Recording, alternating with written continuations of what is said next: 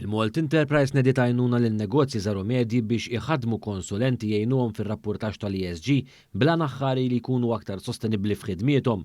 Dan tħabbar f'konferenza tal-aħbarijiet indirizzata mill-Ministru għall-Ambjent, l-Enerġija u l-Intrapriża Mirjam Dalli u l-Kap Eżekuttiv tal-Malt Enterprise Gert Farrugia.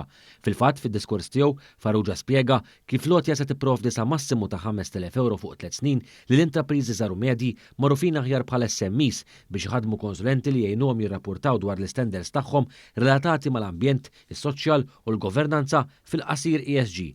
Dwar dan il-finanzjament Farrugia spjega li permezz tal-iskema il-ġdida il-kumpaniji beneficjari se jkunu eliġibbli għal għotja fi flus ta' 3,000 euro li jkopru sa massimu ta' 75% tal-ispejjeż tal-konsulenti.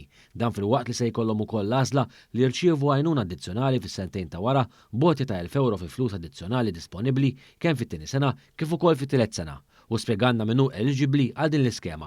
L-ewwel nett il-kumpaniji żaru medji li ħadmu bejn 5 u 250 ruħ se jkunu eligibbli għal din l-iskema u qed nagħmlu hekk għax propju mhumiex obbligati llum il-ġurnata li jirrapportaw skont il-kriterji tal-ESG, allura ambjent, soċjal u governanza, imma qed nagħmlu dan sabiex inħeġġuhom jibdew minn issa sabiex jippreparaw għal kriterji li fuq kollox ħajkunu qed jgħinu. Fid-diskors tagħha l-Ministru Mirjam Dalli nnotat li din lotja iweda elettorali oħra tal-Gvern kif ukoll miżura importanti tal-budget għal-2023 li tafferma mill-ġdid l-impenn tal-Gvern lejn tranzizzjoni ekonomika favur in-newtralità tal-klima sal-2050. Sostniet li minn meta ġie introdott il-kunċett tar-rapportaġġ tal-ESG f'Malta, il-Gvern dejjem hemmen li dan sejn lill-kumpaniji u l-komunitajiet billi jkunu aktar effiċjenti, dekarbonizzati, sostenibbli u soċjalment ġusti.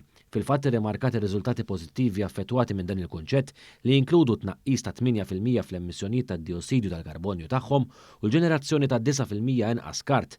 Ġie rrapportat ukoll żieda ta' 7% fin-nisa fir-ruoli maniġerjali u 13% aktar diretturi indipendenti fil-bordijiet. Il-viżjoni tagħna bħala gvern hija ċara li aħna mill-ewwel ġurnata konna minnha ċara li rridu ngħinu lill-kumpaniji qed ngħid hekk għaliex kellna Partit Nazzjonalista li fil-manifesta elettorali tiegħu fejn jidħlu l-ESGs għamilhom letteralment obbligu li kważi kastiga lill-kumpaniji. Kumpaniji interessati li jixtiequ jsir jafu aktar dwar din l-iskema u inizjattivi oħrajn tal-Malt Enterprise jistgħu jżuru l-website maltenterprise.com jew jikkuntattjaw lil Business First fuq il-numru 144.